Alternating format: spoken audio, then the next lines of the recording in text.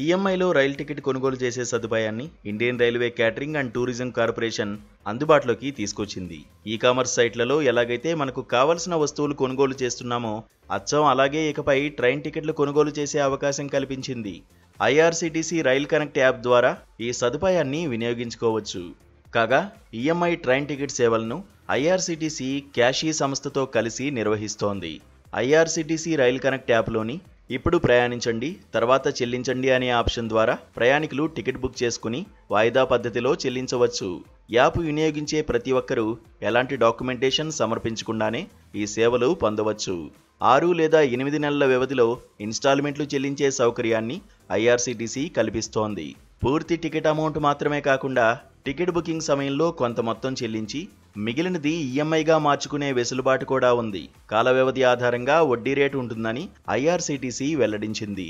అయితే ఈ సదుపాయం భారత్ గౌరవ్ రైలుకు మాత్రమే వర్తిస్తుందని ఐఆర్సీటీసీ తెలిపింది. దేశంలోని ప్రసిద్ధ పుణ్యక్షేత్రాలను సందర్శించడానికి రైల్వే శాఖ ప్రారంభించిన ఈ గౌరవ్ రైళ్లలో టికెట్లు బుక్ చేసుకునేటప్పుడు మాత్రమే ఈఎంఐ ఆప్షన్ ఎంచుకునే అవకాశం ఉంది.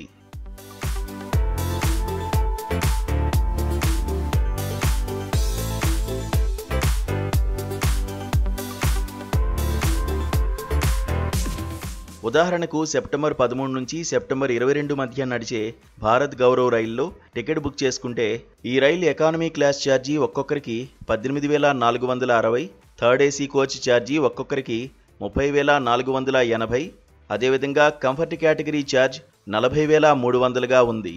ఇందులో sleeper class rail ticket, hotel వసతి సౌకర్యాలు ఉంటాయి.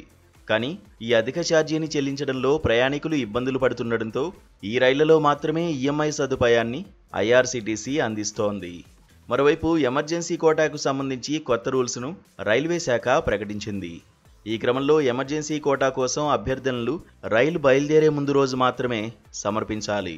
ఉదయం 12 గంటల నుంచి మధ్యాహ్నం 2 గంటల మధ్య బయలుదేరే రైళ్ల కోసం ఎమర్జెన్సీ కోటా అభ్యర్థనలు ముందు రోజు మధ్యాహ్నం 12 గంటల లోపు రైల్వే ఎమర్జెన్సీ కోటా సెల్కు చేరుకుని తెలపాలని వెల్లడించింది. మధ్యాహ్నం 2 గంటల 1 నిమిషం నుంచి రాత్రి 11 గంటల 59 నిమిషాల మధ్య బయలుదేరే రైళ్ల కోసం అభ్యర్థనలు ముందు రోజు సాయంత్రం 4 గంటల లోపు సమర్పించాలని తెలిపింది. కానీ రైలు బయలుదేరే రోజున మాత్రం ఎలాంటి అభ్యర్థనలు స్వీకరించబడవని స్పష్టం చేసింది. ఆదివారం లేదా సెలవు రోజుల్లో బయలుదేరే రైళ్ల కోసం అభ్యర్థనలు సెలవుకు ముందు చివరి పని రోజులో సమర్పించాలని రైల్వే శాఖ స్పష్టం చేసింది.